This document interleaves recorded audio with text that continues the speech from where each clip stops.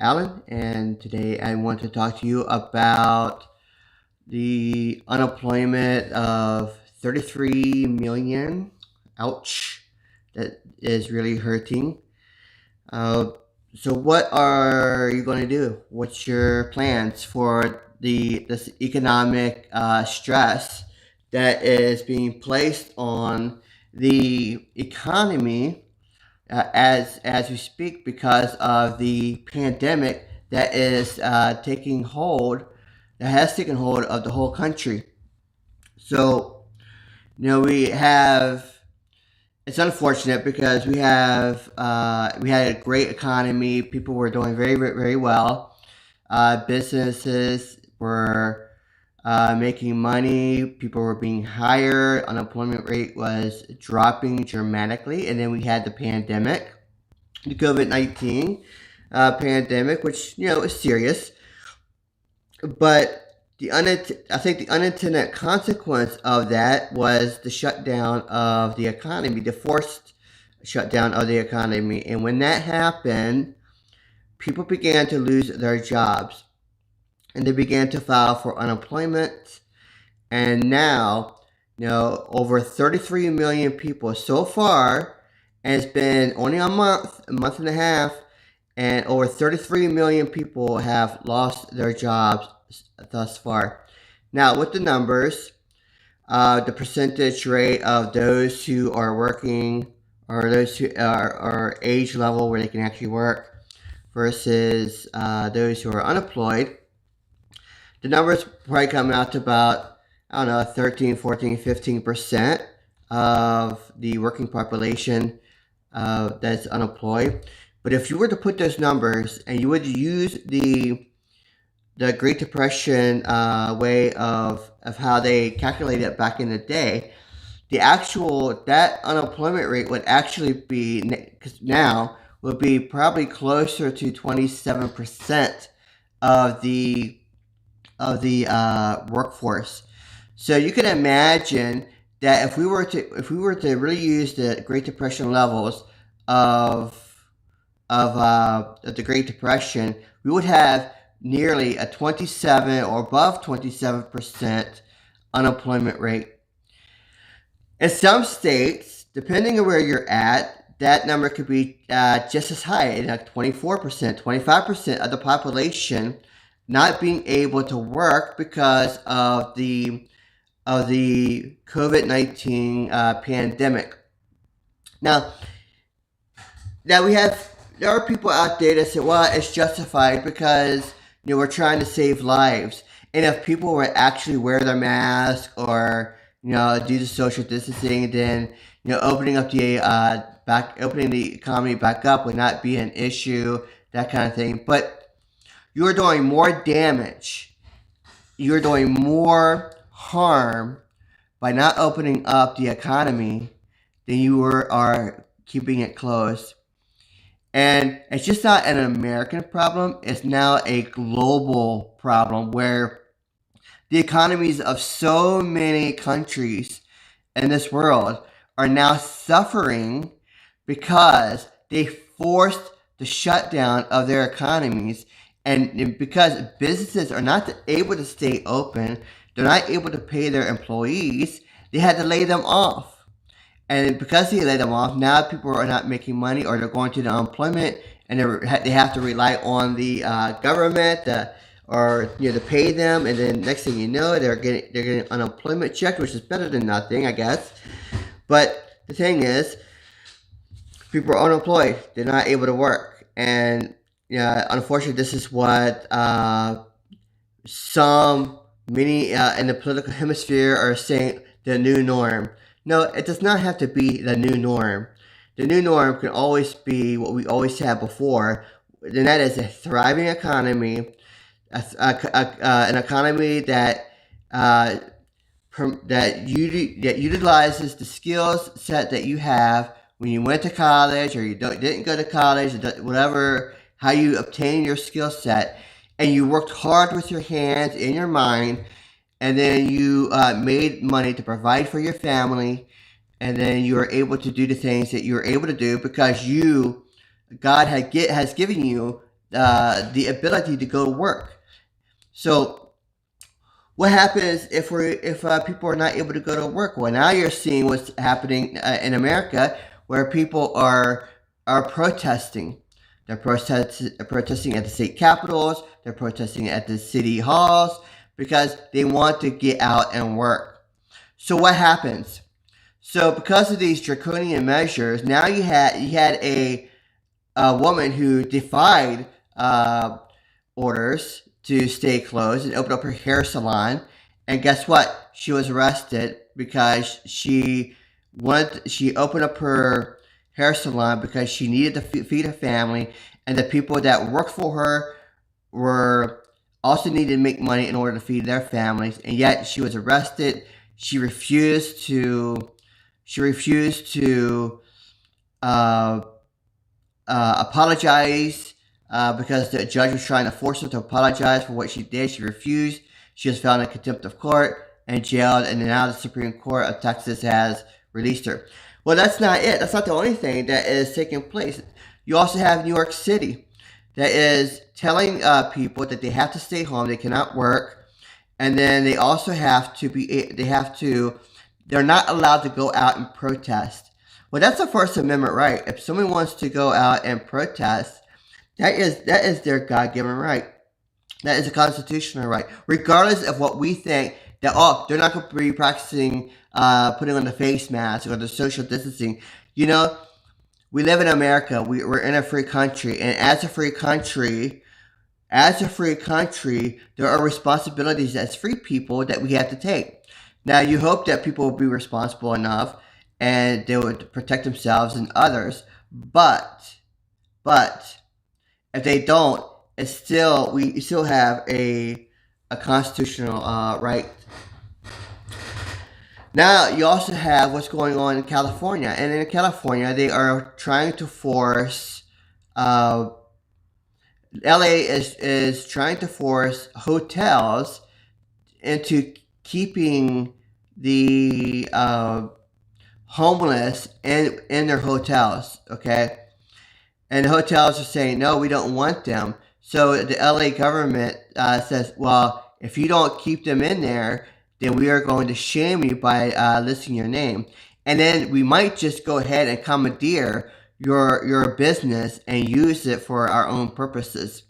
So in other words, you have a government that is being so strict on the business owners and the people, and that they are willing to take away the business of people because people are wanting to work. There's like another example in California where a restaurant owner wanted to open up his business because if he didn't do it, he was going to lose his business, and then that means tens or 100 of people will not be able to have work or be paid because the California government says that he can't open, and if he opens, then he's being threatened that his restaurant license would be pulled. So you have a government that is overreaching against the people who are trying to work, and they can't go to work. So what's happening with the unemployment? It continues to rise. And people are afraid because they're afraid that if they fight against, they rise up and say, no, this is unconstitutional, this is unlawful. You cannot do that to us. We have a right to work. We have a right to make money. We have a right to provide for our families and to feed our families. And we cannot depend on the government because the government will always fail us because it has and it is and it continues to do so. So therefore, we have to be able to make money on our own. So these governments is telling us, the people, that we do not have the right to work, have a right to provide our families. Well, guess what? God gave us the hands to work. God says, work, provide for your family. That is a God-given skill that God has given every male, every person, female also, has given every person the ability to go out and work and provide for their families. So, why are we being forced into unemployment lines and being forced to not do the things that we are called upon by God to do, and yet there's nothing that there's nothing that can be done. Well, I believe that God will answer God will I believe there will be something that's going to happen where uh, the economy will continue to open up, and then we'll have the ability to get back to work and really begin to make the money that we need to, because people are starving. People are starting to get restless, and I warned against this like a couple of weeks ago when this whole shutdown thing began to happen. That people are only going to be able to take but so much before they begin to rise up against it. And sure enough, it began to happen. Well, then, because the people are rising up, what do the governors? Some governors do, like the governor of Michigan, the governor of California, the governor of New York, and the New York City mayor, and the L.A. mayors. What are they doing? Instead of listening to the people, they are clamping down even harder on the people. Well, what's going to happen when you begin to when you begin to clamp down even harder on the people, and you try to tell them that they can't do something? Well, guess what? The people will revolt. Why? Because they don't like to be controlled by a government that does not have their interests at hand. And some people they'll just claim, oh, this is this is perfect. This is our opportunity to bring in a new form of government, a new form of whatever. Well, guess what? Your new form of government is you're only causing issues, and we can see what's happening right now in certain areas that have that kind of mindset. So anyway, so unemployment. Okay, unemployment. There's 33 million people, and it's going to continue to rise. This week was probably the lowest claims of over 3 million, like 3.5 million or something like that. This week.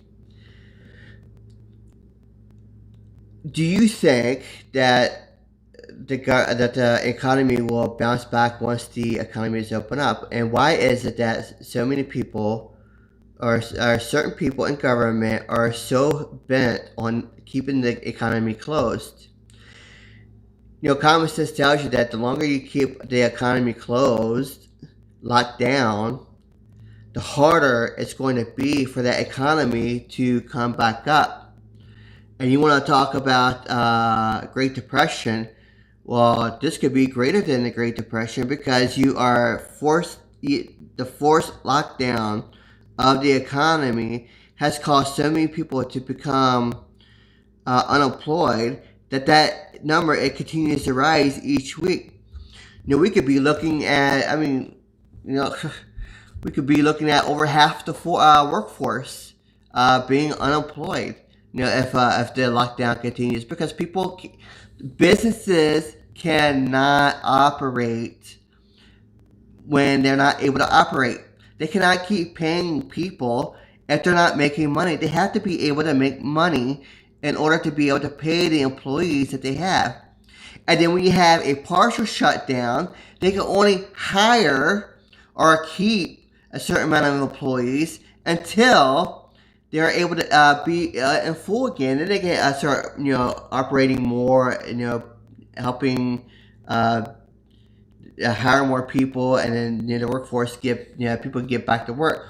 But this whole lockdown thing, it's crazy. It's crazy, or some states are doing a partial lockdown. Well, it's still crazy because you're still destroying the economy.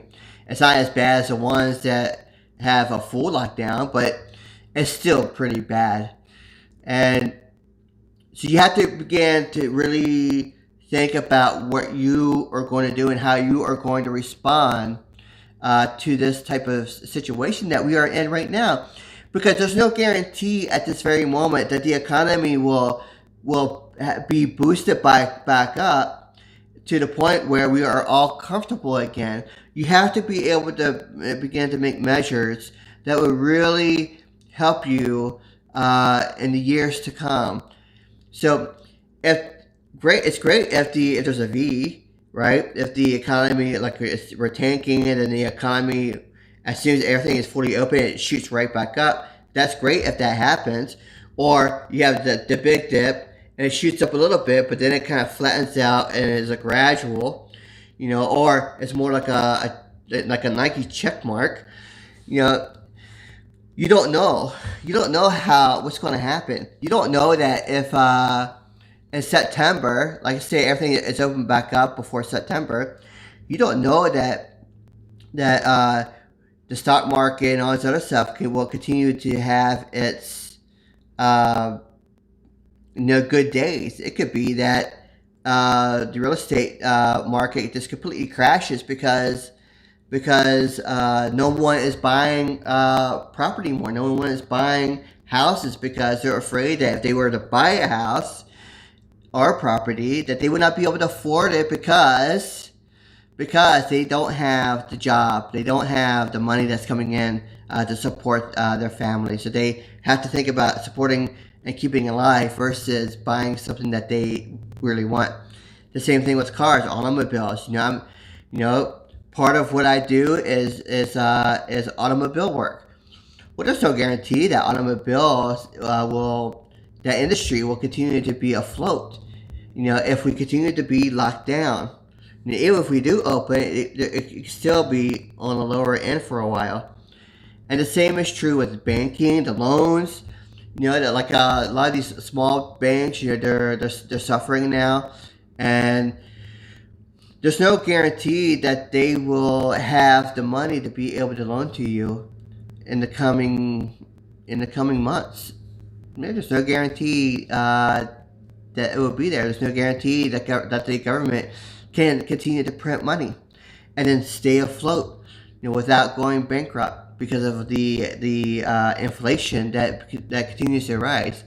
So what's the point? What's the point of all of this? That what I'm talking about? The point is that you need to be ready, and you need to know how you're going to respond in these type of situations. And one of the ways that I am responding my personal self is that I have found a network marketing business, because I really believe in that system. Because why network marketing is such a good system? It's because it's a low upstart cost. You can maintain at a low cost, and the people that you share your business with will help you to have exponential growth.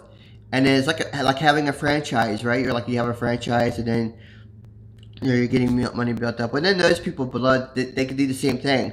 There's people elsewhere that can do the same thing.